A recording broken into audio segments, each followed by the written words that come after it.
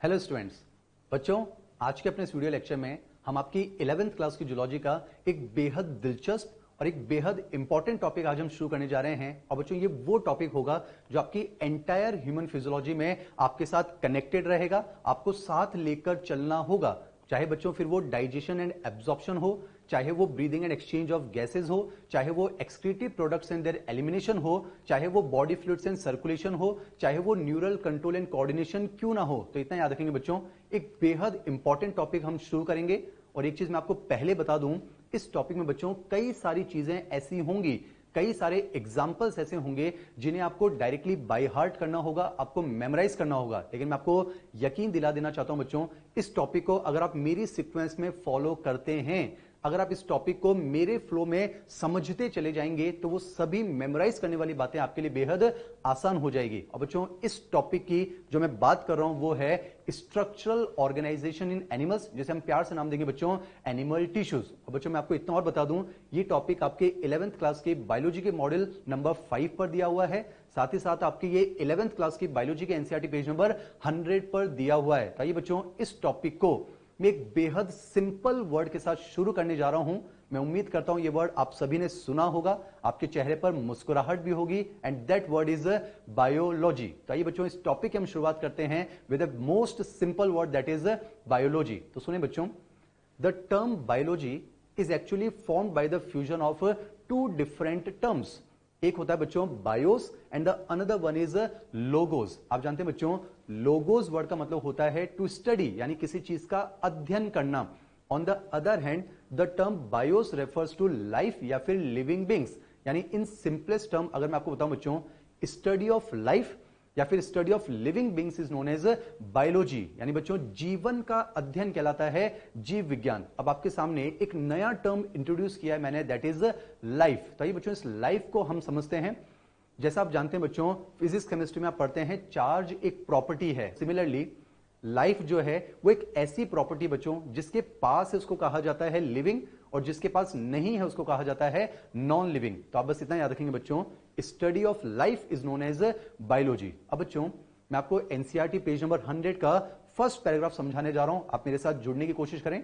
ये जो लाइफ होती है ना बच्चों, ये बहुत सारे लेवल्स में ऑर्गेनाइज होती है, बहुत सारे लेवल्स में अरेंज होती है। अगर मैं आपको लाइफ का सबसे सिंपलेस्ट लेवल बताऊं बच्चों, तो वो कौन सा होता है? सेल। आपने सुना भी होगा, cell is the basic unit of life, यानी कि सेल है तो जीवन है, यानी जीवन के लिए सेल का होना जरूरी है। आई रिपीट बच्चों, study of life is known as biology.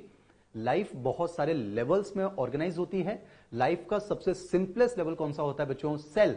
Cell is the basic unit of life, यानी सेल है तो जीवन है। अब चाहे एक सेल है तो भी जीवन होगा, जैसे अगर हम बात करें बच्चों यूनिसेलुलर ऑर्गेनिज्म, और जब बहुत सारे सेल होंगे तो भी जीवन होगा, जैसे हम बात कर सकते हैं मल्टी सेलुलर ऑर्गेनिज्म। तो इतना याद रखेंगे, जीवन के लिए सेल का होना जरूरी है। लेकिन बच्चों, सिर्फ सेल के होने से काम नहीं चलने वाला।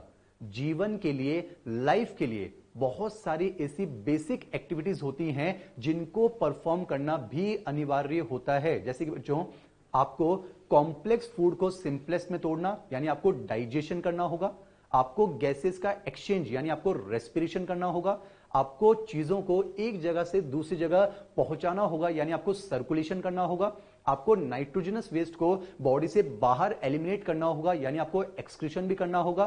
साथ ही साथ आपको अपनी जनरेशन को आगे बढ़ाने के लिए आपको रिप्रोडक्शन भी करना होगा, यानी कि लाइफ के लिए सेल का होना जरूरी है, पर साथ ही साथ इन सभी बेसिक एक्टिविटीज का होना भी जरूरी है। तो बच्चों, अगर मैं बात करूं किसी यूनिसेलुलर ऑर्गेनिज्म की, फॉर एग्जाम्पल आप अमीबा की बात कर सकते हैं, बैक्टीरिया की हम बात कर सकते हैं, पेरीमिशियम की हम बात कर सकते हैं। तो बच्चों, इन यूनिसेलुलर ऑर्गेनिज्म के पास क्या है? एक सेल ही तो है बच्चों।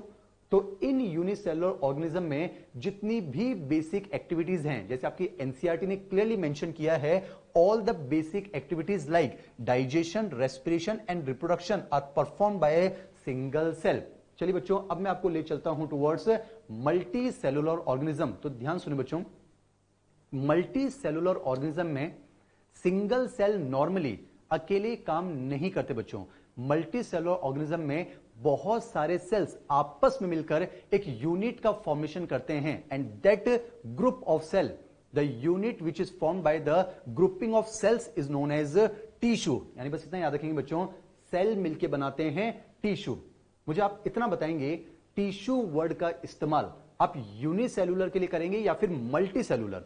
तो जाहिर सी बात है बच्चों, आपका आंसर होगा हम बात करेंगे अबाउट मल्टी सेल्यूलर ऑर्गेनिज्म। तो इतना याद रखेंगे, सेल मिलके बनाते हैं टिश्यूज। अब बच्चों आपकी NCERT page number 100 second paragraph first line clearly लिखा हुआ है, the body of all the complex organism consist of only 4 basic types of tissues. यानी इतना याद रखेंगे, सेल मिलके बनाते हैं 4 टाइप के टिश्यूज। मैं आपको फिलहाल नाम बताना चाहूंगा बच्चों, epithelium tissue, connective tissue, muscular tissue and nervous tissue. तो इतना याद रखेंगे बच्चों, सेल्स मिलके बनाते हैं 4 टाइप के टिश्यूज। फिर क्या होता है बच्चों, यही 4 टाइप के टिश्यूज एक फिक्स्ड प्रोपोर्शन और पैटर्न में ऑर्गेनाइज होकर, एनसीईआरटी में लिखा हुआ बच्चों, यही 4 टाइप के टिश्यूज एक स्पेसिफिक प्रोपोर्शन और पैटर्न में ऑर्गेनाइज होकर किसका फॉर्मेशन करते हैं बच्चों, ऑर्गन्स का। जैसे आप जानते हैं lungs, liver, kidney, gall bladder, intestine, stomach, brain, spinal cord, ये सभी क्या है बच्चों, ऑर्गन्स। तो इतना याद रखेंगे,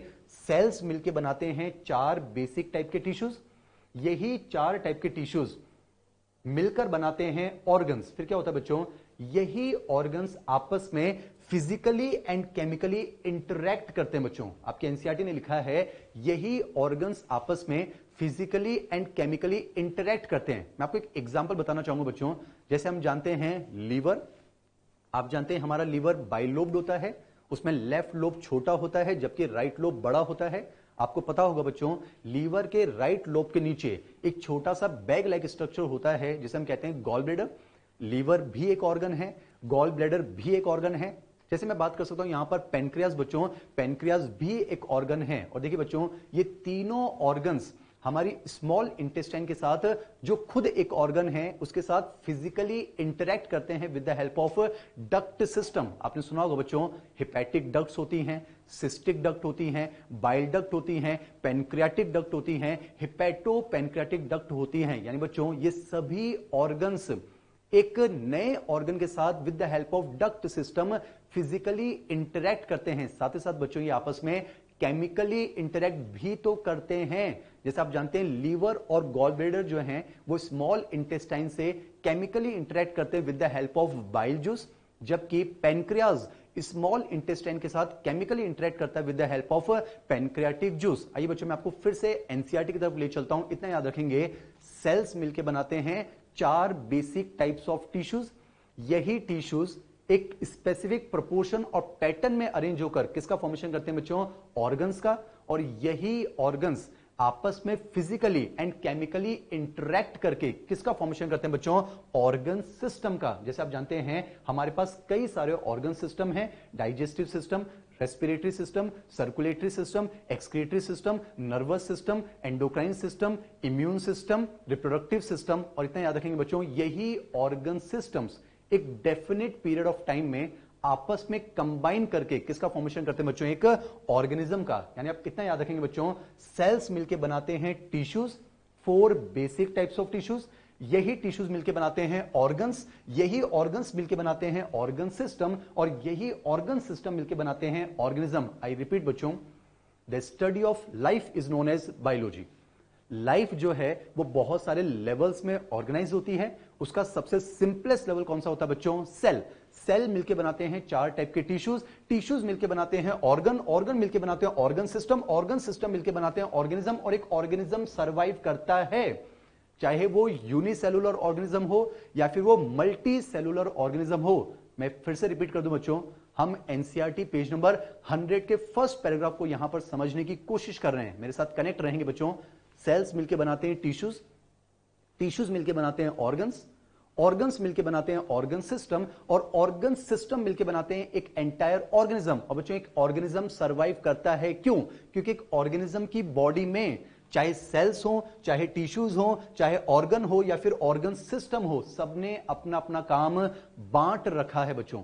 और काम को बांटने की जो प्रॉपर्टी होती है that is known as division of labour, इसे कहा जाता है श्रम का विभाजन। यानी बच्चों अगर मैं रिवर्स में आपको समझाऊं, हम एक ऑर्गेनिज्म है, हमारी बॉडी बनी होगी ऑर्गन सिस्टम से, वो ऑर्गन सिस्टम बने होंगे ऑर्गन से, वो ऑर्गन्स बने होंगे टिश्यू से, और वो टिश्यूज बने होंगे सेल्स में, और हम ऑर्गेनिज्म होकर सरवाइव करते हैं। क्यों?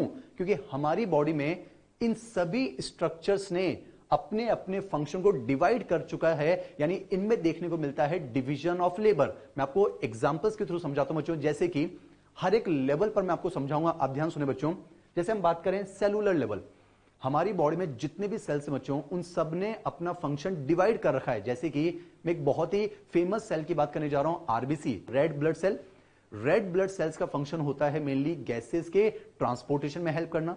जैसे बच्चों में सेल की नहीं, अगर मैं सेल फ्रेगमेंट्स की बात करूं, जैसे कि प्लेटलेट्स, उनको भी उनका फंक्शन मालूम है, उन्हें कहीं ना कहीं ब्लड क्लॉटिंग में हेल्प करना है। जैसे अगर हम बात करें बच्चों व्हाइट ब्लड सेल, डब्ल्यूबीसी, कहीं ना कहीं वो हमें इम्यूनिटी प्रोवाइड करने में हेल्प करते हैं। तो आपने देखा हमारी बॉडी में हर सेल ने अपने फंक्शन को डिवाइड कर रखा है बच्चों। उसी तरह से हमारी बॉडी में जो बेसिक 4 टाइप्स के टिश्यूज होंगे, उन सब ने भी अपना फंक्शन डिवाइड कर रखा है, और उन चारों के क्या फंक्शंस होंगे वो मैं आपको थोड़ी देर बाद डिटेल में समझाऊंगा। थोड़ा और आगे बढ़ते बच्चों, हमारी बॉडी में जितने भी ऑर्गन्स हैं उनमें भी डिवीजन ऑफ लेबर पाया जाता है। जैसे कि बच्चों की मैं बात करूं, हार्ट एक ऑर्गन है, उसको उसका काम मालूम है कि उसे बीट करना है ताकि वो ब्लड की पंपिंग कर सके। जैसे कि बच्चों स्टमक एक ऑर्गन है, उसको उसका काम मालूम है कि मुझे फूड का डाइजेशन करना है। सिमिलरली बच्चों हर एक ऑर्गन सिस्टम ने भी अपने फंक्शन को डिवाइड कर रखा है। जैसे कि डाइजेस्टिव सिस्टम को पता है मुझे फूड का डाइजेशन करना है, सर्कुलेटरी सिस्टम को पता है मुझे चीजों को सर्कुलेट करना है, रिप्रोडक्टिव सिस्टम को पता है मुझे जनरेशन को आगे बढ़ाने में हेल्प करना है, एक्सक्रीटरी सिस्टम को पता है कि मुझे नाइट्रोजनस वेस्ट को बॉडी से बाहर एलिमिनेट करवाना है। तो इतना याद रखेंगे बच्चों, सेल मिलके बनाते हैं टिश्यूज, टिश्यूज मिलके बनाते हैं ऑर्गन, ऑर्गन मिलके बनाते हैं ऑर्गन सिस्टम, ऑर्गन सिस्टम मिलके बनाते हैं ऑर्गेनिज्म, और एक ऑर्गेनिज्म सरवाइव करता है। क्यों? क्योंकि एक ऑर्गेनिज्म की बॉडी में इन सभी स्ट्रक्चर्स ने अपने अपने फंक्शन को डिवाइड कर रखा है। और बच्चों काम को डिवाइड करने की जो प्रॉपर्टी होती है that is known as division of labour. आइए बच्चों, अब मैं आपको जो हमने टॉपिक शुरू किया है उसका हेडिंग मैं आपको समझाना चाह रहा हूं, that is structural organisation in animals. यहां तक तो आपको क्लियर हो गया होगा बच्चों कि सेल्स मिलके बनाते हैं टिश्यूज, टिश्यूज मिलके बनाते हैं ऑर्गन्स, ऑर्गन्स मिलके बनाते हैं ऑर्गन सिस्टम, और ऑर्गन सिस्टम मिलके बनाते हैं ऑर्गेनिज्म। थोड़ा रिवर्स चलते हैं बच्चों, फिलहाल मैं आपको सिर्फ इस टॉपिक का हेडिंग समझा रहा हूं, मेरे साथ कनेक्ट रहेंगे बच्चों। मैं पढ़ाऊंगा ज्यादा नहीं, मैं समझाऊंगा ज्यादा। सुनिए बच्चों, जाहिर सी बात है मैं एक ऑर्गेनिज्म हूं, तो मेरी बॉडी का जो कंप्लीट स्ट्रक्चर है वो किससे मिलकर बना होगा? ऑर्गन सिस्टम से। बच्चों ये ऑर्गन सिस्टम किससे मिलकर बने होंगे? ऑर्गन से। और ये ऑर्गन्स किससे मिलकर बने होंगे?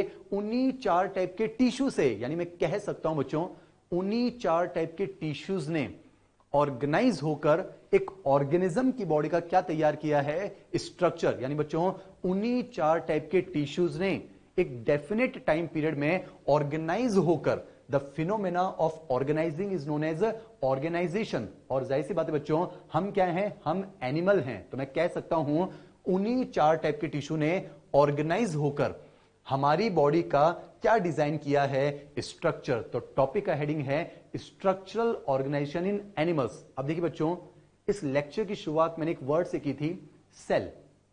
मैंने आपको बताया था cell is the basic unit of life, यानी सेल है तो जीवन है। तो क्या मैं कह सकता हूं बच्चों टिश्यू है तो भी तो जीवन है? जाहिर सी बात है, आप खुद सोचिए, जीवन के लिए सेल का होना जरूरी है। अगर एक सेल है तो जीवन है, यानी लाइफ है। तो जाहिर सी बात है बच्चों, जब बहुत सारे सेल होंगे तो भी तो जीवन होगा, तो भी तो लाइफ होगी। आप एनिमल डायरेक्टरी में पढ़ते हैं बच्चों, जिनमें सेलुलर लेवल ऑफ ऑर्गेनाइजेशन होता है वो भी लिविंग बींग्स हैं, जिनमें टिश्यू लेवल ऑफ ऑर्गेनाइजेशन होता है वो भी लिविंग बींग्स हैं, जिनमें ऑर्गन या फिर organ system level of organisation होता है वो भी तो लिविंग बींग्स हैं। तो इतना याद रखेंगे बच्चों, सेल है तो जीवन है। तो हम कह सकते हैं टिश्यू है तो भी जीवन है, ऑर्गन है तो भी जीवन है, और जब ऑर्गन सिस्टम है तो भी तो जीवन है। तो आपने देखा बच्चों, ये जो जीवन है यानी ये जो लाइफ है ये बहुत सारे लेवल्स में ऑर्गेनाइज हो चुकी है। उस लाइफ का सिंपलेस्ट लेवल कौन सा बच्चों? सेल। इस टॉपिक में हम डील करने वाले हैं with the second level of organisation of life, that is tissue. इसलिए इस चैप्टर का हम हेडिंग लिखते हैं बच्चों एनिमल टिश्यूज। एक बार मैं आपको रिवाइज करवाता हूं, ध्यान सुनिए बच्चों। Study of life is known as biology. Life जो है वो बहुत सारे लेवल्स में ऑर्गेनाइज हो चुकी है। हमें पढ़ना है the second level of organisation, कौन सा? टिश्यू। तो बच्चों मैं आपको NCERT page number 100 first paragraph line number 10 पर ले चलता हूं, जहां पर हम टिश्यू की टेक्निकल डेफिनेशन पढ़ने जा रहे हैं। पहले तो आप मुझे बस इतना बताइए बच्चों, टिश्यू वर्ड का इस्तेमाल आप यूनिसेलुलर ऑर्गेनिज्म के लिए करेंगे या फिर मल्टी सेलुलर? तो जाहिर सी बात है आपका जवाब होगा अबाउट मल्टी सेलुलर ऑर्गेनिज्म। मुझे एक बात बताइए बच्चों, टिश्यू इज ए सेल और एक ग्रुप ऑफ सेल, तो आपका यहां पर फिर आंसर होगा tissue is a group of cell. मैं आपको बता चुका हूं बहुत सारे सेल मिलकर एक यूनिट बनाते हैं जिसे हम कहते हैं टिश्यू। तो एनसीईआरटी की डेफिनेशन पर चलते हैं बच्चों, शुरू करने जा रहे हैं एनिमल टिश्यू। एनसीईआरटी ने लिखा है tissue is a group of similar sales. अब देखिए बच्चों, ये जो सिमिलर वर्ड है इसमें भी कई सारी बातें छिपी हुई हैं, यानी ये तो कंफर्म है बहुत सारे सेल्स मिलकर टिश्यू बनाते हैं। एनसीईआरटी ने लिखा है सिमिलर सेल्स मिलकर टिश्यू बनाते हैं। तो यहां पर डाउट आ सकता है कि वो जो सेल्स होंगे उनका स्ट्रक्चर सिमिलर है या फिर डिसिमिलर है, उनका फंक्शन सिमिलर है या फिर डिसिमिलर है, उनका ओरिजिन सिमिलर है या फिर डिसिमिलर है। तो ध्यान सुनिए बच्चों, एनसीईआरटी ने लिखा है tissue is a group of similar sales. मैं यहां पर इस सिमिलर वर्ड को एक्सपेंड कर रहा हूं आपके लिए। आप ध्यान सुनिए बच्चों, टिश्यू के अंदर जो सेल्स होंगे उनका स्ट्रक्चर सिमिलर या फिर डिसिमिलर हो सकता है। मैंने यहां पर पहली कंडीशन मेंशन की बच्चों, tissue is a group of cells which are either similar और डिसिमिलर इन स्ट्रक्चर। दूसरा पॉइंट याद रखेंगे बच्चों, टिश्यू के अंदर जो सेल्स होंगे इंडिविजुअली उनका फंक्शन भी सिमिलर या फिर डिसिमिलर हो सकता है। सेकेंड कंडीशन मेंशन करता हूं, tissue is a group of cells either similar dissimilar in function, but the most important is tissue is a group of cells which always have a common origin, यानी उन सभी sales का origin हमेशा same होना चाहिए। जैसे बच्चों मैं आपको एक एग्जांपल बताता हूं, आप ध्यान सुनेंगे। आपने एक वर्ड सुना होगा बच्चों, blood. Blood is also a tissue. आने वाले लेक्चर्स में हम समझेंगे बच्चों ब्लड एक कनेक्टिव टिश्यू है। अब देखिए ब्लड एक टिश्यू है, इसका मतलब blood is also a group of cells. आपने सुना होगा ब्लड में हम 3 सेल्स की बात करते हैं, आरबीसीज, डब्ल्यूबीसीज एंड सेल फ्रेगमेंट्स होते हैं, एक्चुअली दैट इज प्लेटलेट्स। खास बात समझे बच्चों, इन तीनों सेल्स का स्ट्रक्चर डिसिमिलर होता है। आपको आइडिया होना चाहिए, आरबीसीज बाइकॉन्केव होते हैं जबकि डब्ल्यूबीसीज अमीबॉइडल होते हैं और प्लेटलेट्स डिस्क लाइक होते हैं। यानी आपने देखा बच्चों ब्लड के जो तीनों सेल्स हैं उनका स्ट्रक्चर डिसिमिलर होता है। स्ट्रक्चर की बात क्या करें बच्चों, उन तीनों का इंडिविजुअल लेवल पर फंक्शन भी तो अलग होता है। आप जानते हैं बच्चों, आरबीसीज का फंक्शन होता है गैसेस को ट्रांसपोर्ट करना, डब्ल्यूबीसीज का फंक्शन होता है कहीं ना कहीं बॉडी को प्रोटेक्शन प्रोवाइड करना, इम्यूनिटी प्रोवाइड करना, और प्लेटलेट्स का फंक्शन होता है ब्लड क्लॉटिंग में हेल्प करना। पर खास बात है बच्चों, इन तीनों सेल्स का ओरिजिन हमेशा सेम होता है। ये हमारी रेड बोन मैरो में उसी स्टेम सेल से बनते हैं, और मैं यहां पर यह भी कह सकता हूं इन तीनों सेल्स का ओरिजिन मीजोडर्मल होता है। तो आइए बच्चों एक बार फिर से रिपीट करते हैं, आप ध्यान सुनेंगे। Study of life is known as biology. Life बहुत सारे लेवल्स में ऑर्गेनाइज होती है।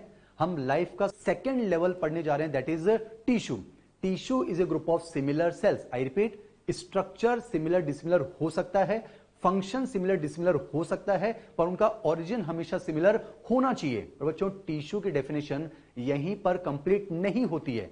आपकी एनसीईआरटी ने आगे लिखा है tissue is a group of similar sales along with intercellular substances, यानी बच्चों उन सेल्स के बीच में कुछ सब्सटेंसेस का होना जरूरी है, और ये सब्सटेंसेस का मेन फंक्शन होगा उन सेल्स को आपस में जोड़कर रखना, उनको यूनाइटेड रखना, ताकि वो सेल्स एक यूनिट की फॉर्म में कंबाइंड रह सके बच्चों।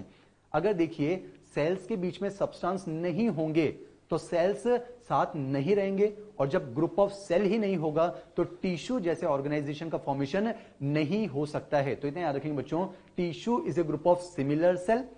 सिमिलर में तीनों कंडीशंस आपको याद रखनी है, अलोंग विद इंटरसेलुलर सब्सटेंसेस। बच्चों सेल के बीच में ये जो सब्सटेंसेस होंगे इनको और भी कई नाम से बुलाया जाता है। इसको आप मैट्रिक्स कह सकते हैं, इसको आप ग्राउंड सब्सटेंस कह सकते हैं। बस इतना याद रखेंगे, इन इंटरसेलुलर सब्सटेंस का मेन फंक्शन होता है टिश्यू के अंदर जो सेल्स हैं उनको आपस में ग्रुप बनाकर रखना, उनको यूनाइटेड वे में रखना। और डेफिनेशन आगे ले चलता हूं बच्चों, tissue is a group of similar sales along with intercellular substances performing a specific function and such an organization is known as tissue।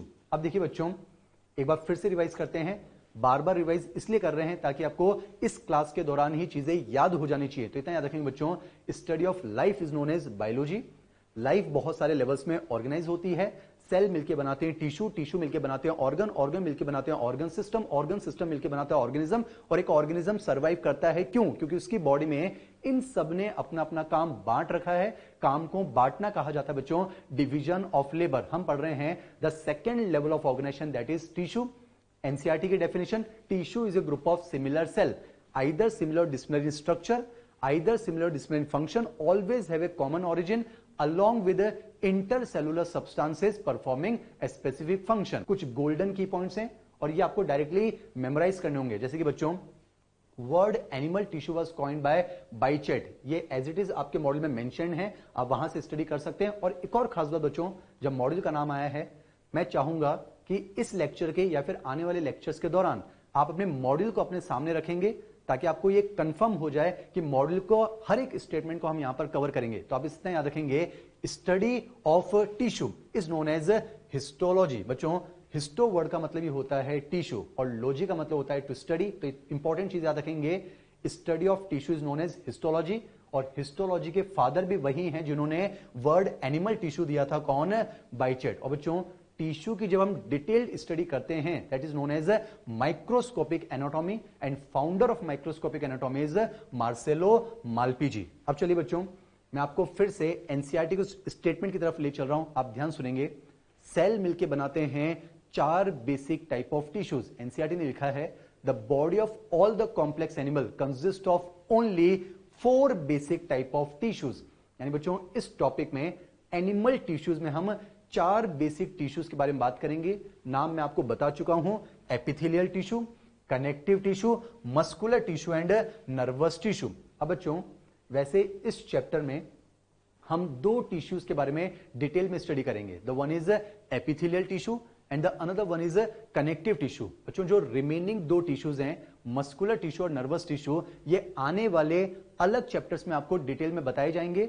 Muscular tissue आप पढ़ेंगे लोकोमोशन एंड मूवमेंट में, जबकि नर्वस टिश्यू आप पढ़ेंगे न्यूरल कंट्रोल एंड कोऑर्डिनेशन में। तो बच्चों, इन 2 tissues को अब हम स्टडी करें उससे पहले मैं आपको इन चारों टिश्यूज के बेसिक फंक्शन समराइज कर देना चाहता हूं। देखिए बच्चों, with the help of A table आप मेरे साथ कनेक्ट होंगे। मैंने आपसे कहा सेल्स मिलके बनाते हैं 4 टाइप के टिश्यूज, और मैंने आपसे यह भी कहा था बच्चों, ये चारों टाइप के टिश्यूज अपना अपना फंक्शन परफॉर्म करते होंगे। यानी कि इन चारों टाइप के टिश्यूज में भी क्या देखने को मिलता है बच्चों? Division of labour. तो मैं आपको डिवीजन ऑफ लेबर समझाने जा रहा हूं, पर उससे पहले एक काम करते हैं, इनके ओरिजिन के बारे में बात कर लेते हैं। तो आप ध्यान सुनिए बच्चों, कनेक्टिव टिश्यू का ओरिजिन मीजोडर्मल होता है, ये आपको याद रखना है। जैसे हमने बात करी बच्चों, blood is a connective tissue, तो ब्लड का ओरिजिन भी मीजोडर्मल होता है। अगर हम बात करें बच्चों नर्वस टिश्यू, तो नर्वस टिश्यू का ओरिजिन एक्टोडर्मल होता है। चाहे आप न्यूरॉन्स की बात करें, आप मैक्सिमम न्यूरोग्लियल सेल्स की बात करें, इनका ओरिजिन एक्टोडर्मल होता है। बात करने जा रहा हूं मस्कुलर टिश्यू। यहां पर इंटरेस्टिंग चीज आपको याद रखनी बच्चों, मस्कुलर टिश्यू का ओरिजिन वैसे तो मीजोडर्मल होता है, पर यहां पर मैंने मेंशन किया है विद ए फ्यू एक्सेप्शंस। ये आपको याद होना चाहिए बच्चों, हमारी आईज में आइरिस की मसल और सीलियरी बॉडी की जो मसल्स होती हैं वो एक्टोडर्मल होती हैं। तो इन्हें याद रखेंगे, कनेक्टिव टिश्यू मीजोडर्मल होता है, नर्वस टिश्यू एक्टोडर्मल होता है, मस्कुलर टिश्यू में मैक्सिमम मसल्स मीजोडर्मल होती हैं विद ए फ्यू एक्सेप्शन। अब हम बात करने जा रहे हैं most important, that is epithelial tissue. Epithelium tissue एक मात्र ऐसा टिश्यू है जो कि तीनों जर्मिनल लेयर से ओरिजिनेट हो सकता है। इसका मतलब ये हुआ बच्चों, हमारे पास आज वो एपिथेलियम भी है जो एक्टोडर्म से ओरिजिनेट होता है, हमारे पास वो एपिथेलियम भी है जो मेसोडर्म से ओरिजिनेट होता है, और हमारे पास वो एपिथेलियम भी है जो कि एंडोडर्म से ओरिजिनेट होता है। एक काम करते हैं, मैं आपको यहीं पर तीनों के एग्जांपल्स बता देता हूं, आप ध्यान सुनिए बच्चों। अभी बस हम बात कर रहे हैं basic introduction to animal tissues. तो ध्यान सुनिए बच्चों, एक्टोडर्म से ओरिजिनेट होने वाले एपिथेलियम टिश्यू का एक क्लासिकल एग्जांपल बच्चों एपिडर्मिस ऑफ स्किन। आप जानते हैं बच्चों, हमारी बॉडी को बाहर से जिस स्ट्रक्चर ने कवर किया है that is the largest organ of the body, that is skin. और आपको पता होगा बच्चों, स्किन में हम दो लेयर्स की बात करते हैं, the above one is epidermis and the lower one is dermis. ये जो बच्चों आपको बाहर नजर आती है क्या है, एपिडर्मिस। और बच्चों ये एपिडर्मिस एक एपिथेलियम टिश्यू है, ये हम बाद में बात करेंगे। ये केराटिनाइज्ड स्ट्रेटिफाइड स्क्वेमस एपिथेलियम है और ये वो एपिथेलियम है जिसका ओरिजिन एक्टोडर्मल होता है। चलिए बच्चों, अब मैं आपको पहले एंडोडर्म से ओरिजिनेट होने वाले एपिथेलियम का एग्जांपल बता देता हूं। जैसे कि हमारी जो गट होती है बच्चों, हमारी जो जीआईटी होती है, गैस्ट्रो इंटेस्टाइनल ट्रैक्ट, उसके अंदर जो एपिथेलियम होता है, बाद में हम पढ़ेंगे, वो कॉलमनर एपिथेलियम होता है, पर उस एपिथेलियम का ओरिजिन एंडोडर्म से देखने को मिलता है। लास्ट में बच्चों मैं आपको उस एपिथेलियम का एग्जांपल बता रहा हूं जो कि मीजोडर्म से बनती है। तो यहां पर दो एग्जांपल्स को आप समझें। The one is endothelium. आपने सुना होगा बच्चों, ब्लड वेसल की जो इनरमोस्ट लाइनिंग होती है, जिसे आप कहते हैं ट्यूनिका इंटरना। आपने सुना होगा बच्चों, tunica externa, tunica media and tunica interna. So the innermost lining of blood vessel that is tunica interna is also known as endothelium. और ये एंडोथेलियम वो एपिथेलियम है जिसका ओरिजिन मीजोडर्मल होता है। बच्चों मैं आपको मीजोडर्म से ओरिजिनेट होने वाले एक और एपिथेलियम का क्लासिकल एग्जांपल बता रहा हूं, दैट इज मीजोथेलियम। वैसे बच्चों एनिमल डाइजेस्टी में एक बहुत ही इंपॉर्टेंट वर्ड आप सुनेंगे, दैट इज सिलोम। आप जानते हैं बच्चों, ऐसी बॉडी कैविटी जो दोनों तरफ से मीजोडर्म से लाइंड होती है उसे नाम दिया जाता है सिलोम। तो बच्चों इतना याद रखेंगे, सिलोम की जो लाइनिंग होती है उसे हम कहते हैं मीजोथेलियम। और मीजोथेलियम वो एपिथेलियम है जिसका ओरिजिन भी मीजोडर्मल होता है। अब बच्चों मैं आपको ले जाना चाहता हूं किस तरफ, अबाउट डिवीजन ऑफ लेबर। मैंने आपसे पहले कहा था हमारी बॉडी में सेल्स ने मिलकर बनाए हैं चार बेसिक टाइप ऑफ टिश्यूज, और इन चारों टिश्यूज ने अपने अपने फंक्शन को डिवाइड कर रखा है। तो आइए बच्चों वन बाय वन मैं आपको समझाता हूं डिवीजन ऑफ लेबर। सबसे पहले हम शुरू करने जा रहे हैं अबाउट एपिथेलियल टिश्यू। तो बस इतना याद रखेंगे बच्चों, epithelium tissue is the covering, lining and protective tissue. मैं आपको पहले बता रहा हूं बच्चों, हम आपके मॉड्यूल और एनसीईआरटी से बाहर नहीं जा रहे हैं, बस मुझे आपको समझाना ज्यादा है। आप ध्यान सुनेंगे, epithelium tissue is the covering, lining and protective tissue. तो इतना सुनिए बच्चों, किसी भी स्ट्रक्चर को कवर करना हो, किसी भी स्ट्रक्चर की लाइनिंग करनी हो, वो कौन करता है बच्चों, एपिथेलियम टिश्यू। जैसे बच्चों चाहे बॉडी को कवर करना हो या बॉडी के किसी ऑर्गन को कवर करना हो, कवरिंग का काम हमेशा कौन करता है, एपिथेलियम टिश्यू। जैसे अभी अभी मैंने आपको बताया था बच्चों, हमारी बॉडी को किसने कवर किया, स्किन। और स्किन की भी जो आउटर मोस्ट लेयर हमारी बॉडी को कवर कर रही है दैट इज एपिडर्मिस। एपिडर्मिस ने हमारी बॉडी को कवर कर रखा है, और कवर कर रखा है तो ये कौन सा टिश्यू बच्चों, एपिथेलियम टिश्यू। तो एपिथेलियम टिश्यू कवर करने का काम करता है। देखिए बच्चों, अब बॉडी को कवर करना हो एपिथेलियम टिश्यू, या बॉडी के किसी ऑर्गन को कवर करना हो, फॉर एग्जांपल मान लेते हैं बच्चों मैं अपनी बॉडी से किसी होलो ऑर्गन को बाहर निकालता हूं। फॉर एग्जांपल मान लेते हैं मैंने स्टमक को बाहर निकाला। बच्चों किसी भी होलो ऑर्गन को आप दो तरीके से कवर कर सकते हैं। मान लेते हैं बच्चों ये होलो ऑर्गन है, किसी भी होलो ऑर्गन को एक तो आप बाहर से कवर कर सकते हैं, साथ ही साथ आप उसको अंदर से कवर कर सकते हैं। जाहिर सी बात है बच्चों, जब आप बाहर से कवर करेंगे तो आप एक्सटर्नल इन्वायरमेंट यानी आउटसाइड वाले इन्वायरमेंट को फेस करेंगे, और जब आप अंदर से कवर करेंगे तो आप इंटरनल इन्वायरमेंट यानी कि बॉडी फ्लूइड को फेस करेंगे। मैं इस बात पर एम्फेसिस इसलिए दे रहा हूं क्योंकि मुझे आपको एनसीईआरटी का एक बेहद इंपॉर्टेंट स्टेटमेंट समझाना है। ध्यान सुनिए बच्चों, एपिथेलियम टिश्यू बाहर से भी कवर करता है और अंदर से भी कवर करता है। इतना याद रखेंगे, जब बाहर से कवर करता है तो वो कवरिंग कहलाता है। क्या कहलाता है बच्चों, कवरिंग। और जब अंदर से कवर करता है तो वो लाइनिंग कहलाता है। क्या कहलाता है बच्चों, लाइनिंग। तो इतना याद रखेंगे, एपिथेलियम टिश्यू जब बाहर से कवर करता है तो वो कवरिंग कहलाता है, और जब अंदर से कवर करता है तो वो लाइनिंग कहलाता है। तभी आपकी एनसीईआरटी एक बेहद इंपॉर्टेंट लाइन मेंशन करती है, epithelium tissue has a free surface. Epithelium tissue has a free surface which faces either the outside environment or the internal environment that is body fluid and forms a covering or a lining। तो इतना याद रखेंगे बच्चों, चाहे body को cover करना हो या बॉडी के किसी ऑर्गन को कवर करना हो या फिर लाइनिंग करनी हो, ये फंक्शन हमेशा किसका होगा? Epithelium tissue. अगला फंक्शन यहां पर लिखा हो बच्चों प्रोटेक्शन। ये तो आप इम्यून सिस्टम में पढ़ते ही बच्चों।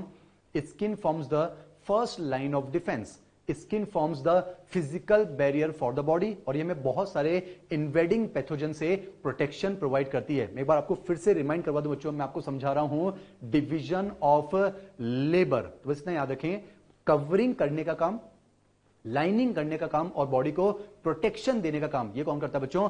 Epithelium tissue. आइए बच्चों एक सेकेंड इंपॉर्टेंट टिश्यू के फंक्शंस को समझते हैं, दैट इज कनेक्टिव टिश्यू।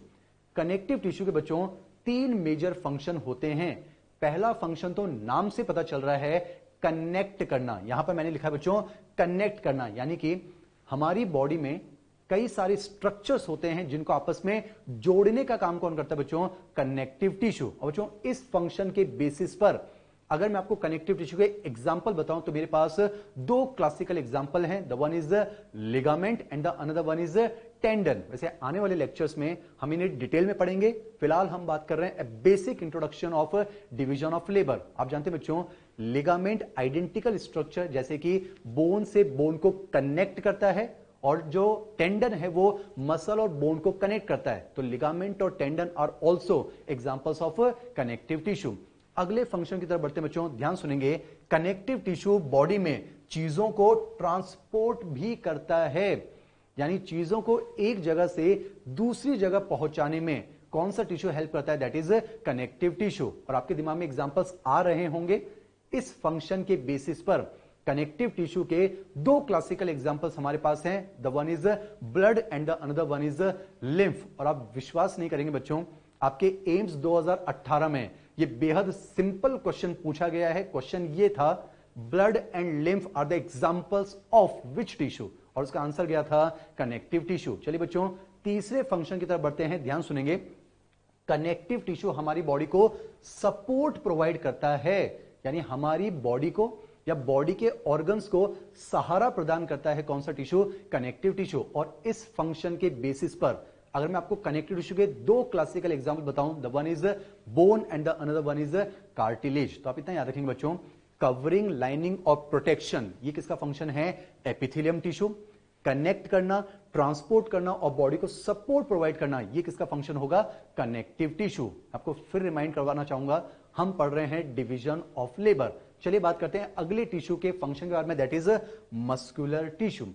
बच्चों आपने सुना ही होगा, मस्कुलर टिश्यू में 2 खास प्रॉपर्टीज देखी जाती है। The one is contraction and the another one is relaxation. तो इतना याद रखेंगे, मस्कुलर टिश्यू कॉन्ट्रैक्शन और रिलैक्सेशन की मदद से एनिमल को मूवमेंट एंड लोकोमोशन में हेल्प करता है। तो यहां पर हमने लिखा भी है, muscular tissue helps in contraction and relaxation which results into movement and locomotion. 2 बेहद सिंपल टर्म्स हैं जिन्हें आज ही आप आम भाषा में रिवाइज कर लें बच्चों।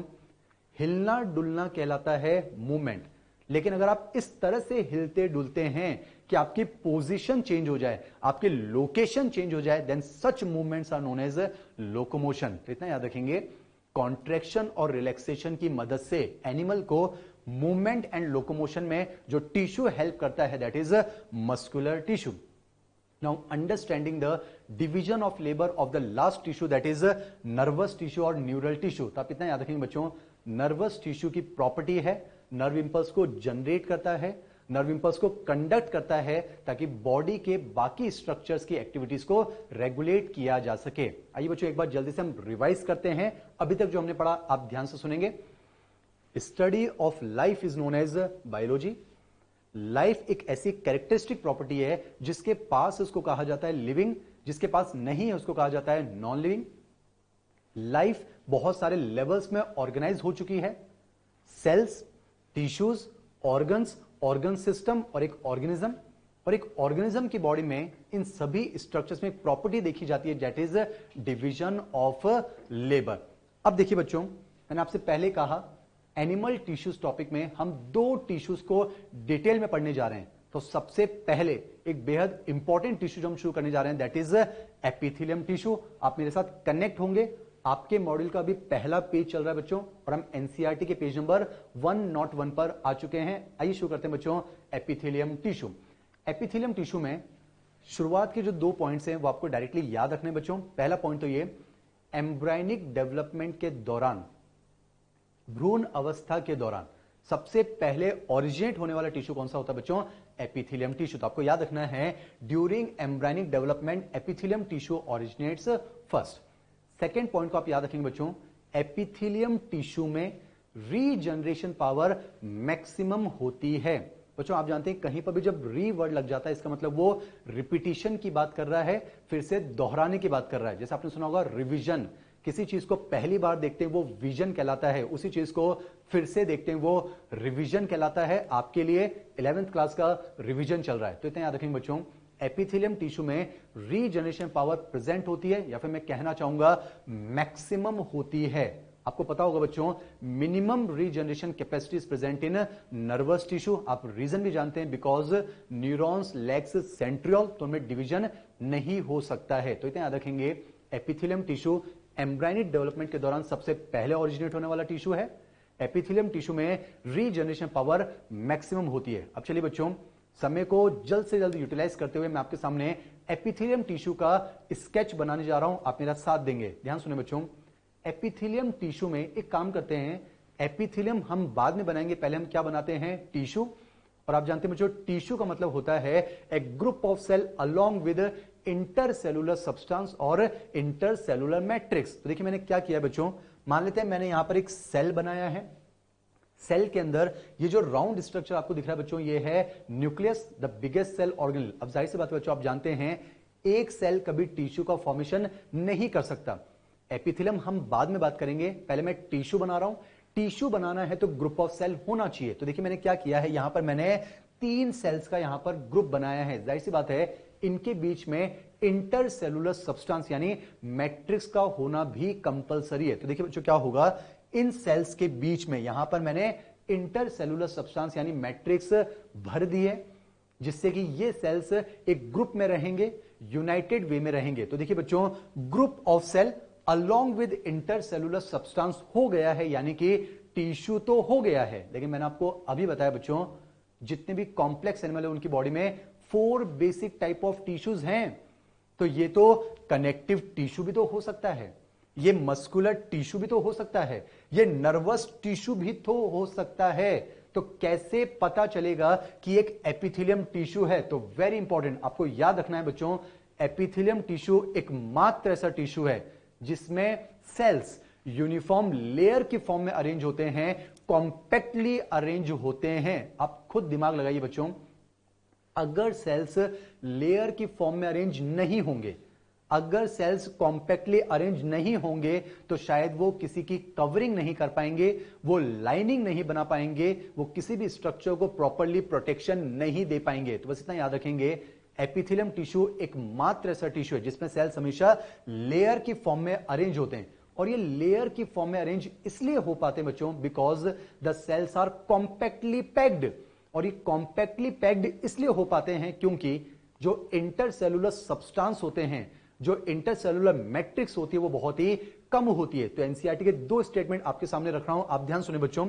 The cells are compactly packed with little intercellular matrix. लेकिन एक और चीज समझे बच्चों, सेल्स के बीच में मैट्रिक्स भले ही बहुत कम है, लेकिन सेल्स के बीच में स्पेस एब्सेंट हो चुका है। यहां आपको कंफ्यूज नहीं होना है। जैसे कि बच्चों मान लेते हैं मैंने 2 ब्रिक्स ली हैं, 2 ईंटें ली हैं। अगर आप उन 2 ईंटों के बीच में सीमेंट भर देंगे तो दोनों ईंटों के बीच में मैट्रिक्स तो है, इंटरसेलुलर सब्सटेंस तो है, लेकिन उस सब्सटेंस के होने की वजह से दोनों सेल्स के बीच में स्पेस एब्सेंट हो जाता है। तो इतना याद रखेंगे, एपिथेलियम टिश्यू में जो सेल्स होते हैं वो कॉम्पैक्टली पैक्ड होते हैं, लेयर की फॉर्म में अरेंज होते हैं, इंटरसेलुलर मैट्रिक्स कम होती है, लेकिन स्पेस एब्सेंट हो जाया करता है। और खास बात बच्चों, यहां पर सेल्स के बीच में स्पेस एब्सेंट होने की वजह से जो ब्लड वेसल्स होती हैं, जो लिम्फ वेसल्स होती हैं, वो एपिथेलियम टिश्यू को पियर्स नहीं कर सकती हैं, एपिथेलियम टिश्यू को भेद नहीं सकती हैं। इसलिए हमने यहां पर लिखा है, blood vessels and lymph vessels are unable to pierce epithelium tissue. तो आप कह सकते हैं, बहुत ही important statement, blood circulation is absent in epithelium tissue. जाहिर सी बात है, जब एपिथेलियम टिश्यू के अंदर ब्लड वेसल्स नहीं होंगी तो एपिथेलियम टिश्यू में ब्लड सर्कुलेशन एब्सेंट होता है। अब यहां पर एक दिक्कत आ गई है बच्चों, वो दिक्कत क्या है? एपिथेलियम टिश्यू में सेल्स तो हैं और हर सेल को अगर जिंदा रहना है तो उसको न्यूट्रिशन की जरूरत पड़ेगी, और आप जानते हैं nutrition is mainly delivered by blood. देखिए एपिथेलियम टिश्यू में ब्लड सर्कुलेशन एब्सेंट है, तो एपिथेलियम टिश्यू को अपने न्यूट्रिशन के लिए किसी दूसरे टिश्यू पर डिपेंड होना होगा, किसी दूसरे टिश्यू के ऊपर ग्रो होना होगा। तभी तो देखिए बच्चों, अब हम उस वर्ड को समझते हैं। The word epithelium is divided into two words. The first is epi and the other one is thelia. बच्चों थीलिया वर्ड का मतलब तो होता है ग्रो करना, जबकि एपी वर्ड का मतलब होता है अपॉन, किसी के ऊपर। तो इतना याद रखेंगे, एपिथेलियम टिश्यू एक ऐसा टिश्यू है जो हमेशा किसी दूसरे टिश्यू के ऊपर ग्रो करता है। तो कौन से टिश्यू के ऊपर ग्रो करता है? That is connective tissue. तो इतना याद रखेंगे बच्चों, एपिथेलियम टिश्यू में ब्लड सर्कुलेशन एब्सेंट होता है, इसीलिए अपना न्यूट्रिशन लेने के लिए epithelium tissue always grow on the underlying connective tissue. अब देखिए बच्चों, जब नाम आया है कनेक्टिव टिश्यू, आप इतना याद रखेंगे, किसी भी टिश्यू को अगर आप कनेक्टिव टिश्यू कहना चाहते हैं तो तीन चीजें यानी तीन कंपोनेंट्स होने चाहिए। जाहिर सी बात है, टिश्यू के लिए पहले तो ग्रुप ऑफ सेल होना चाहिए, उन सेल्स के बीच में इंटरसेलुलर सब्सटेंस यानी मैट्रिक्स होनी चाहिए। तो इतना याद रखेंगे, कनेक्टिव टिश्यू में हम सेल्स की बात करते हैं, उन सेल्स के बीच में जो मैट्रिक्स होती है बच्चों, वो बनती है एक modified polysaccharide, mucopolysaccharide which is present in the form of hyaluronic acid. मैं आपको फिर से बता दूं, अभी फिलहाल हम कनेक्टिव टिश्यू के बारे में बात कर रहे हैं, तो इतना याद रखेंगे, कनेक्टिव टिश्यू में तीन चीजें होती हैं, ग्रुप ऑफ सेल, उन सेल्स के बीच में जो मैट्रिक्स होती है वो बनती है एक modified polysaccharide, mucopolysaccharide, hyaluronic acid, और उस मैट्रिक्स में हम कुछ प्रोटीन फाइबर्स का जिक्र करते हैं। तो आप इतना याद रखेंगे बच्चों, एपिथेलियम टिश्यू में ब्लड सर्कुलेशन एब्सेंट होता है, इसीलिए एपिथेलियम टिश्यू हमेशा अपना न्यूट्रिशन लेने के लिए किस पर ग्रो करता है? नीचे रखे हुए कनेक्टिव टिश्यू पर। यहां पर एक दुविधा है, कनेक्टिव टिश्यू की जो मैट्रिक्स होती है बच्चों, वो एक दलदल की तरह होती है, चिपचिपी होती है, म्यूकोपॉलीसेक्राइड है। तो अगर आपने एपिथेलियम टिश्यू को डायरेक्टली कनेक्टिव टिश्यू के ऊपर रख दिया तो एपिथेलियम टिश्यू शायद कनेक्टिव टिश्यू में मर्ज हो जाएगा, गुम हो जाएगा, यानी एपिथेलियम टिश्यू का वजूद खत्म हो जाएगा बच्चों। तो हमें क्या करना है? एपिथेलियम टिश्यू को कनेक्टिव टिश्यू से सेपरेट करना होगा, एपिथेलियम टिश्यू को सपोर्ट देना होगा। तो एपिथेलियम टिश्यू को सपोर्ट देने के लिए एपिथेलियम टिश्यू और कनेक्टिव टिश्यू के बीच में एक मेम्ब्रेन पाई जाती है जिसे हम कहते हैं बेसमेंट मेम्ब्रेन। अब बच्चों, अगर मैं आपसे बेसमेंट मेम्ब्रेन की प्रॉपर्टी की बात करूं तो आप मुझे सोच कर बताएं, ये बेसमेंट मेम्ब्रेन थिन होनी चाहिए या फिर थिक होनी चाहिए? मैं आपको 2 सेकंड का समय दे रहा हूं, आप सोचें, basement membrane should be thin और थिक। आपका जवाब होगा ये थिन होनी चाहिए, पतली होनी चाहिए। क्यों बच्चों? ताकि कनेक्टिव टिश्यू का जो न्यूट्रिशन है वो इजीली डिफ्यूज होकर कहां पहुंच सके? Epithelium tissue. तो इतना याद रखेंगे, एपिथेलियम टिश्यू हमेशा कनेक्टिव टिश्यू पर ग्रो करता है, पर एपिथेलियम टिश्यू को सपोर्ट देने के लिए एपिथेलियम टिश्यू और कनेक्टिव टिश्यू के बीच में एक पतली सी बेसमेंट मेम्ब्रेन पाई जाती है। अब एक काम करते हैं बच्चों, अब हम इस बेसमेंट मेम्ब्रेन को थोड़ा सा डिटेल में स्टडी करते हैं। आप ध्यान सुनेंगे, एपिथेलियम टिश्यू, मुझे फिर से बताइए कैसे पता चला कि ये एपिथेलियम टिश्यू है? आपका जवाब होगा यहां पर सेल्स लेयर की फॉर्म में अरेंज हैं। एपिथेलियम टिश्यू हमेशा नीचे पाए जाने वाले कनेक्टिव टिश्यू पर ग्रो करता है, इन दोनों के बीच में एक पतली सी मेम्ब्रेन है जिसे हम नाम देते हैं बेसमेंट मेम्ब्रेन। अब देखिए बच्चों, इस बेसमेंट मेम्ब्रेन के स्ट्रक्चर को हम पढ़ने जा रहे हैं, आप ध्यान सुनेंगे। ये जो बेसमेंट मेम्ब्रेन आपको नजर आ रही है, इसको हम 2 लेयर में डिवाइड करते हैं। देखिए यहां पर हमने इसको 2 लेयर में डिवाइड किया बच्चों। ये जो ऊपर वाली लेयर है इसे मैं नाम देता हूं बेसल लेमिना, और जो नीचे वाली लेयर है इसे नाम देते हैं फाइब्रस लेमिना। यानी आप कह सकते हैं basal lamina plus fibrous lamina is equals to single basement membrane. अब देखिए बच्चों, लेमिना वर्ड का मतलब तो होता है लेयर्स। नाम से पता चल रहा है ये एक ऐसी लेयर है जो कि एपिथेलियम टिश्यू के बेस पर है, इसलिए इसका नाम है बेसल लेमिना। और ये ऐसी लेयर है जिसमें कहीं ना कहीं फाइबर्स देखने को मिलेंगे, इसलिए इसका नाम है फाइब्रस लेमिना। अब 1 बाय 1 दोनों के बारे में बात करते हैं, आप ध्यान से सुनेंगे बच्चों। ये जो एपिथेलियम टिश्यू के सेल्स होते हैं, आप जानते हैं सेल्स के अंदर हम रफ एंडोप्लाज्मिक रेटिकुलम की बात कर सकते हैं, जिनका मेन फंक्शन होता है प्रोटीन का सिंथेसिस यानी ट्रांसलेशन करना। तो एक्चुअली क्या होता है बच्चों, ये जो एपिथेलियम टिश्यू के सेल्स हैं ये प्रोटीन का फॉर्मेशन करते हैं। किसका फॉर्मेशन करते हैं बच्चों? प्रोटीन का फॉर्मेशन करते हैं। बाद में उस प्रोटीन का मॉडिफिकेशन करते हैं, यानी पोस्ट ट्रांसलेशन मॉडिफिकेशन होता है, और मॉडिफिकेशन के तौर पर उस प्रोटीन पर कार्बोहाइड्रेट ग्रुप अटैच किया जाता है। आप प्रीफिक्स यूज कर सकते हैं ग्लाइको।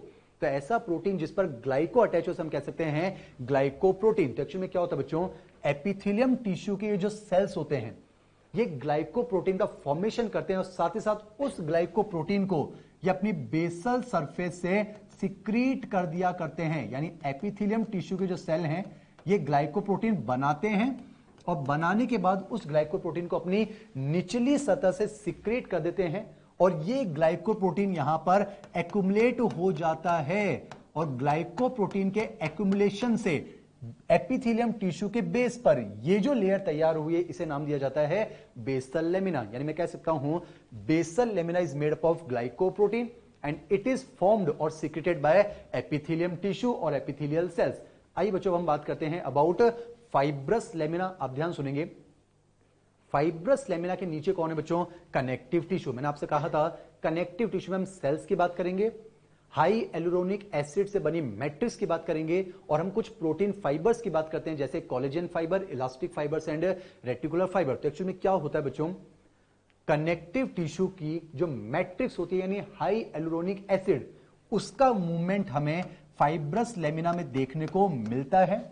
साथ ही साथ जो प्रोटीन फाइबर्स होते हैं जैसे collagen fibre, elastic fibre, reticular fibres, इन हम डिटेल में बाद में पढ़ेंगे, इनका मूवमेंट भी हमें फाइब्रस लेमिना में देखने को मिलता है।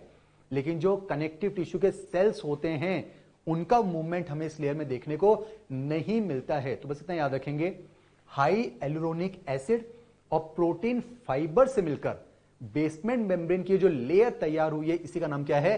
Fibrous lamina. यानी आप कह सकते हैं fibrous lamina is composed of high hyaluronic acid and matrix in which protein fibers are found suspended। तो इतना याद रखेंगे, फाइब्रस लेमिना को सिक्रेट किसने किया बच्चों?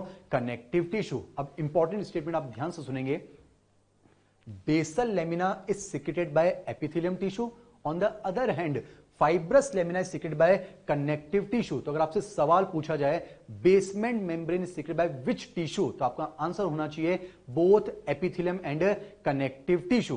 Basal lamina by epithelium tissue, fibrous lamina by connective tissue, so the basement membrane is secreted by both epithelium tissue and connective tissue. तो यहां पर एक की पॉइंट निकल कर आता है, basement membrane is secreted by both epithelium tissue and connective tissue. एक बार फिर से रिवाइज करते हैं बच्चों, एपिथेलियम टिश्यू में ब्लड सर्कुलेशन एब्सेंट है। एपिथेलियम टिश्यू अपने न्यूट्रिशन के लिए हमेशा अंडरलाइन कनेक्टिव टिश्यू पर ग्रो करता है। एपिथेलियम टिश्यू को सपोर्ट देने के लिए एपिथेलियम टिश्यू और कनेक्टिव टिश्यू के बीच में एक पतली सी बेसमेंट मेम्ब्रेन पाई जाती है, and this basement membrane is secreted by both epithelium tissue as well as connective tissue. अब बच्चों अगर मैं आपसे बेसमेंट मेम्ब्रेन की कुछ प्रॉपर्टीज जानना चाहूं तो आप मुझे बताइए, basement membrane should be thin और थिक। ये हम पहले डिस्कस कर चुके हैं, basement membrane should be thin ताकि न्यूट्रिशन का आसानी से डिफ्यूजन हो सके। तो बेसमेंट मेम्ब्रेन पतली होनी चाहिए। आप मुझे खुद सोचकर बताइए बच्चों, बेसमेंट मेम्ब्रेन इज सेलुलर और नॉन सेलुलर? तो आपका जवाब होगा नॉन सेलुलर। आप देख सकते हैं बच्चों, बेसमेंट मेम्ब्रेन में सेल्स प्रेजेंट नहीं होते हैं, या तो ग्लाइकोप्रोटीन है, या फिर हाई एलुरोनिक एसिड है, या फिर प्रोटीन फाइबर्स है। यानी हम कह सकते हैं बेसमेंट मेम्ब्रेन एक नॉन सेलुलर स्ट्रक्चर है। और मैंने आपको बताया था बच्चों, जीवन के लिए, लिविंग होने के लिए सेल का होना जरूरी है, यानी सेल है तो जीवन है। अब चूंकि बेसमेंट मेम्ब्रेन में सेल्स नहीं होते हैं तो हम कह सकते हैं basement membrane is a non living structure and it is selectively permeable. ये सेलेक्टिव चीजों को कनेक्टिव टिश्यू से एपिथेलियम टिश्यू में डिफ्यूज होने की परमिशन प्रोवाइड करती है। तो मैं आपको आपके मॉड्यूल का एक इंपॉर्टेंट स्टेटमेंट पढ़कर बता रहा हूं, आप ध्यान सुनिए बच्चों। Between epithelium and connective tissue a thin non cellular non living selectively permeable basement membrane is present which is consist of two layers. Basal lamina is secreted by epithelium tissue, fibrous lamina is secreted by connective tissue. So basement membrane is secreted by both epithelium tissue as well as connective tissue. एक statement मैं आपको पहले समझा चुका हूं जिसको हम NCERT में मेंशन कर चुके हैं, उसे हम समझ चुके हैं, एक बार फिर से रिवाइज करते हैं। मैंने आपसे कहा था बच्चों, कवरिंग करने का काम, लाइनिंग करने का काम हमेशा कौन करता है? Epithelium tissue. और मैंने आपको बताया था बच्चों, जब बाहर से कवरिंग करेगा तो वो कवरिंग कहलाएगा, जब अंदर से कवर करता है तो वो लाइनिंग कहलाता है। जैसे कि आप इन डायग्राम से इजीली समझ सकते हैं, यहां पर एक कार है बच्चों, कार को आपने कवर किया है बाहर से, तो ये एक्चुअल में कवरिंग है बच्चों। और देखिए यहां पर कार का जो इंटरनल पार्ट है आप उसको अंदर से कवर कर रहे हैं तो ये लाइनिंग कहलाता है। तो एनसीईआरटी का स्टेटमेंट फिर से रिवाइज करते हैं, epithelial tissue has a free surface which faces either the external environment, outside environment or the body fluid to form a covering and lining respectively. मुझे इतना बताइए बच्चों, एपिथेलियम टिश्यू के जो सेल्स होते हैं उनके बीच में स्पेस प्रेजेंट और एब्सेंट, हमने अभी देखा इंटरसेलुलर स्पेस इज एब्सेंट। तो मैं कह सकता हूं एपिथेलियम टिश्यू के जो सेल्स होते हैं वो आपस में जुड़े होते हैं, और उन सेल्स को आपस में जोड़कर रखने के लिए उनके बीच में कुछ जंक्शंस पाए जाते हैं जिन्हें हम कहते हैं सेल जंक्शंस या फिर इंटरसेलुलर जंक्शन। तो इतना याद रखेंगे बच्चों, एपिथेलियम टिश्यू के सेल्स के बीच में उनको जोड़कर रखने के लिए उनके बीच में हम 4 टाइप के जंक्शंस की बात करेंगे। The first one is interdigitation, the second one is tight junction, the third one is desmosomes जिसको हम मैकुला एडहेरेंस भी कहते हैं, and the last one the most important that is gap junctions. पर इस टॉपिक को मैं शुरू करूं उससे पहले एक इंपॉर्टेंट बात मैं आपको बता देना चाहता हूं बच्चों, ये चारों टाइप के जंक्शंस चारों टाइप के टिश्यूज में पाए जा सकते हैं। जैसे कि नर्वस टिश्यू में भी हमें ये जंक्शंस देखने को मिलते हैं। मैं आपको एक क्लासिकल एग्जांपल देना चाहूंगा, आपने सुना होगा अबाउट इलेक्ट्रिकल सिनेप्स। आपने सुना होगा दो न्यूरॉन्स जब क्लोज प्रॉक्सिमिटी में होते हैं, बहुत पास होते हैं, तो उनकी मेम्ब्रेन्स आपस में गैप जंक्शंस के थ्रू जुड़ जाया करती है ड्यूरिंग इलेक्ट्रिकल सिनेप्स। तो इंपॉर्टेंट चीज याद रखेंगे बच्चों, ये चारों टाइप के जंक्शंस चारों टाइप के टिश्यूज में पाए जा सकते हैं। पर अगर आपसे ये पूछा जाए कि ये चारों टाइप के जंक्शंस मोस्ट फ्रिक्वेंटली, ये आपके मेन एग्जाम का क्वेश्चन भी है, all these cellular junctions are most frequently found in which of the following tissues? तो आपका आंसर होना चाहिए in the epithelium tissue। अब बच्चों हम वन बाय वन इन चारों टाइप के जंक्शंस को हम स्टडी करेंगे, लेकिन उससे पहले आप इतना याद रखेंगे, इन चारों टाइप के जंक्शंस का मेन मकसद होगा सेल्स को आपस में जोड़ना। वो अलग बात है कि जोड़ने का तरीका अलग हो सकता है, और उस तरीके के अलग होने की वजह से ये जोड़ने के अलावा और भी कुछ स्पेसिफिक फंक्शन परफॉर्म करवा सकते हैं। पर मेन चीज आपको याद रखनी है, इन चारों टाइप के जंक्शंस का मेन मकसद होगा एपिथेलियम टिश्यू के सेल्स को आपस में कनेक्ट करना, आपस में जोड़ना। तो one by one in junctions को अब हम स्टडी करने जा रहे हैं बच्चों। पहला जंक्शन हम स्टडी करने जा रहे हैं, दैट इज इंटरडिजिटेशन। पहले इसको हम आम भाषा में समझते हैं, आप ध्यान सुनिए बच्चों। देखिए मान लेते हैं ये जो ब्लू कलर से आपको नजर आ रहा है बच्चों, ये है cell number A. On the other end ये जो ग्रीन कलर से आपको नजर आ रहा है ये है सेल नंबर बी।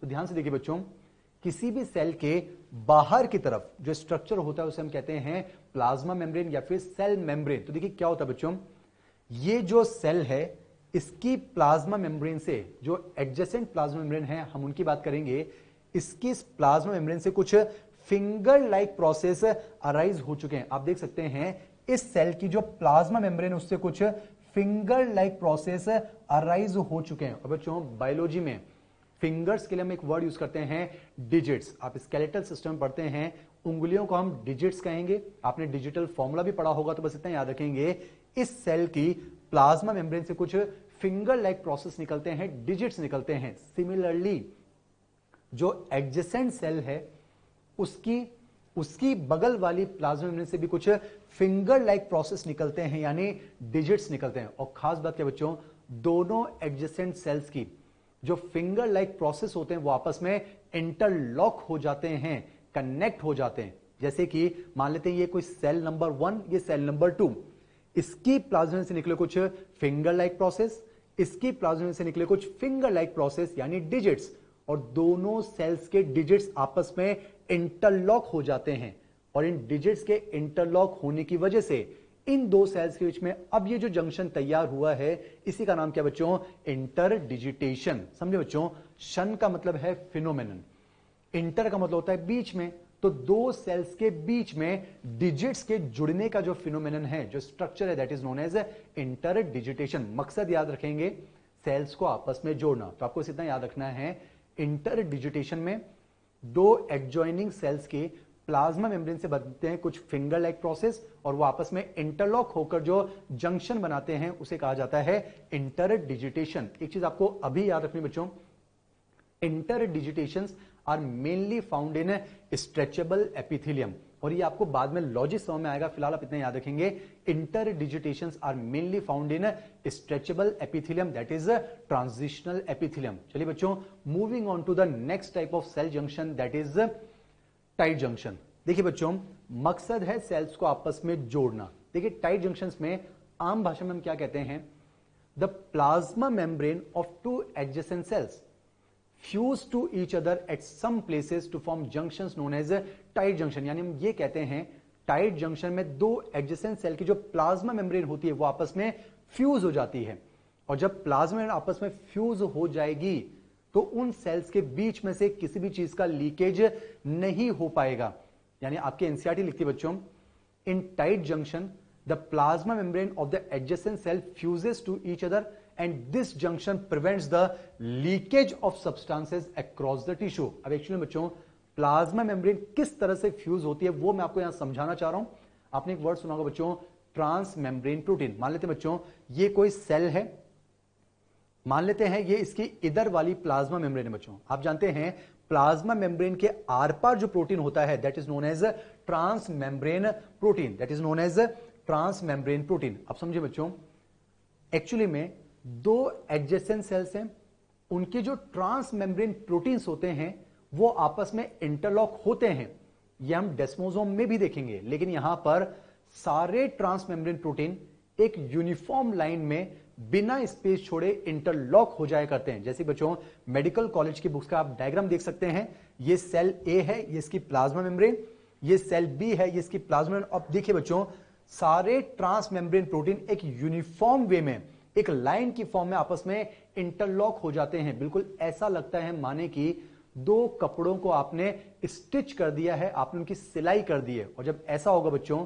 तो यहां से टिश्यू के अक्रॉस, यहां से किसी भी चीज का लीकेज नहीं हो पाएगा। तो आप बस इतना याद रखेंगे, in tight junction the plasma membrane of adjacent cell fuse to each other. और इतना याद रखेंगे, this type of junction prevents the leakage of substances across the tissue. अगर हम एग्जांपल्स की बात करें, tight junctions are mainly found in the columnar epithelium. चलिए बच्चों अब हम तीसरे जंक्शन की तरफ बढ़ रहे हैं, very important junction, that is desmosomes. पहले तो आप इतना याद रखें, desmosomes are also known as macula adherens. समझे बच्चों, मैक्यूला वर्ड का मतलब होता है स्पॉट, एडहेर वर्ड का मतलब होता है जोड़ना या फिर चिपकाना। वैसे तो चारों टाइप के जंक्शन से सेल्स को आपस में जोड़ते हैं बच्चों, तो इन्हीं को मैक्यूला एडेरेंस क्यों कहा गया? क्योंकि बच्चों ये जंक्शंस दो सेल्स को बेहद मजबूती के साथ जोड़ते हैं।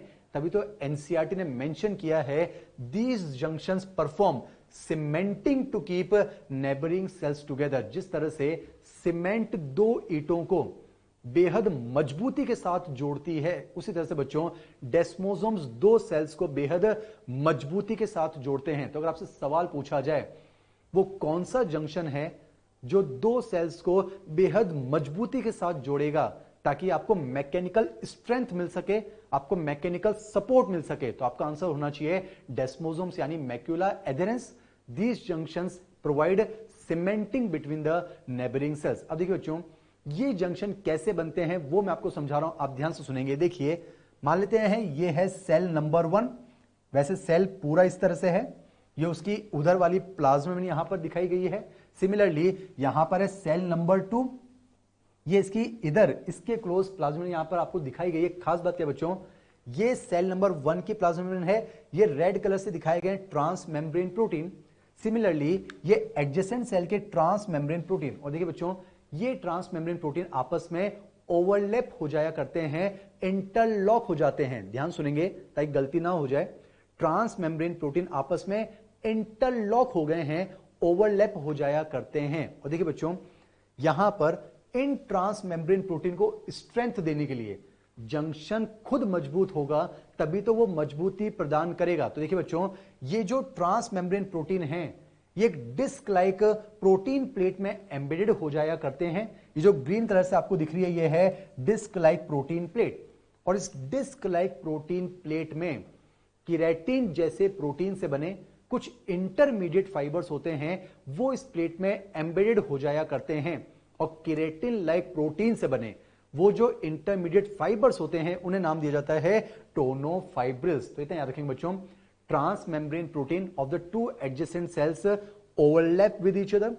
These transmembrane proteins are supported by a disc-like protein plate, and this disc-like protein plate is supported by tonofibrils। और देखिए बच्चों, अब दो सेल्स को सीमेंट की तरह जोड़ना, बेहद मजबूती से जोड़ने वाला ये जो जंक्शन आपके सामने तैयार हुआ है, इसी को कहा जाता है डेस्मोसोम या फिर मैक्यूला एडहेरेंस। एक चीज याद कीजिए बच्चों, मैंने आपको बताया था ट्रांजिशनल एपिथेलियम स्ट्रेचेबल एपिथेलियम में मिलते हैं इंटरडिजिटेशंस, टाइट जंक्शंस मिलते हैं कॉलमनर एपिथेलियम में। आपको याद रखना है desmosomes are mainly found in non stretchable epithelium, यानी डेस्मोसोम जो होते हैं ये मेनली नॉन स्ट्रेचेबल या फिर हम कह सकते हैं स्ट्रेटिफाइड एपिथेलियम में पाए जाते हैं। Now moving on to the last type of junction, that is gap junction. ध्यान सुने बच्चों, गैप जंक्शन और डेस्मोसोम में डिफरेंस को आपको ऑब्जर्व करना है। यहां पर भी क्या होगा, दो एडजॉइनिंग सेल्स के, जैसे सेल नंबर 1 सेल नंबर 2, दोनों एडजॉइनिंग सेल्स के ट्रांस मेम्ब्रेन प्रोटीन्स यहां पर जुड़ रहे हैं। पर बच्चों, डेस्मोसोम और गैप जंक्शन में यह डिफरेंस है कि डेस्मोसोम में जो ट्रांस मेम्ब्रेन प्रोटीन्स होते हैं वो आपस में इंटरलॉक हो जाया करते हैं, जबकि गैप जंक्शन में ट्रांस मेम्ब्रेन प्रोटीन इंटरलॉक होने की बजाय वो एक सीरीज में अलाइन हो जाया करते हैं। और जब ट्रांस मेम्ब्रेन प्रोटीन सीरीज में अलाइन होंगे तो दो सेल्स के बीच में गैप जनरेट हो जाएगा। तो इतना याद रखेंगे, ऐसा जंक्शन जहां पर ट्रांस मेम्ब्रेन प्रोटीन के सीरीज में अलाइन होने की वजह से दो सेल्स के बीच में अच्छा खासा गैप जनरेट हो जाए, दो junctions are known as gap junction. और मैंने आपसे क्या कहा बच्चों, दोनों एडजेसेंट सेल के जो ट्रांस मेम्ब्रेन प्रोटीन है वो सीरीज में अलाइन हो जाएंगे तो दोनों सेल्स के बीच में एक टनल बन जाएगी, एक सुरंग बन जाएगी, एक कनेक्शन बन जाएगा। That connection is known as connexon. और बच्चों, जब एक टनल बन जाएगी तो उस टनल की मदद से दोनों सेल्स के साइटोप्लाज्म आपस में कनेक्ट हो जाएंगे, यानी दोनों सेल्स आपस में कम्युनिकेट करने लगेंगे। यानी बच्चों, इधर से चीज इधर आने लगेंगी और इधर से चीज उधर जाने लगेंगी। तो इतना आप याद रखेंगे बच्चों, एनसीईआरटी क्लियरली मेंशन करती है gap junction allows the two adjoining cells to communicate with each other by joining their cytoplasm। अब मैंने कहा इधर की चीज इधर आ सकती है, इधर की चीज उधर जा सकती है बच्चों, पर कैसी चीजें आप खुद सोचें, छोटी चीजें या फिर बड़ी चीजें। क्या ऐसा होगा यहां का न्यूक्लियस निकलकर यहां आ जाएगा? ऐसा हरगिज नहीं होगा। जाहिर सी बात है बच्चों, जो स्मॉल मॉलिक्यूल्स होते हैं, जैसे आप आयंस की बात कर सकते हैं, हम वाटर की बात कर सकते हैं, छोटे साइज के जो मॉलिक्यूल्स होते हैं उनका रैपिड ट्रांसफर हो सकता है। नॉर्मली बिगर मॉलिक्यूल्स का गैप जंक्शंस के थ्रू ट्रांसफर नहीं होता है, पर हाई लेवल पर आप पढ़ेंगे बच्चों, समटाइम्स बिगर मॉलिक्यूल्स का एक्सचेंज भी हो सकता है। तो मैं आपको एनसीईआरटी का कंप्लीट स्टेटमेंट बताने जा रहा हूं, आप ध्यान सुनेंगे। Gap junction allows the two adjoining cells to communicate with each other by joining their cytoplasm and allows the rapid transfer of ions, small molecules and sometimes bigger molecules। तो बच्चों, अगर आपसे मेन एग्जाम में एक question पूछा जाए, which of the following four junctions allows the rapid transfer of ions, small molecules and sometimes bigger molecules, तो आपका आंसर डेफिनेटली क्या होगा? Gap junctions. नीट 2015 का एक क्वेश्चन था बच्चों। The function of gap junctions is, answer the third option, it facilitates the two adjoining cells to communicate with each other by joining their cytoplasm and allows the rapid transfer of ions, small molecules and sometimes bigger molecules। चारों type के junctions को हम यहां पर revise कर रहे हैं। इंटरडिजिटेशन finger like process, desmosomes, टोनोफाइब्रिल्स की हमने बात की थी, टाइट जंक्शन, मेम्ब्रेन फ्यूज हो चुकी है, prevents the leakage of substances, और gap junction allows the rapid transfer of ions, small molecules and sometimes bigger molecules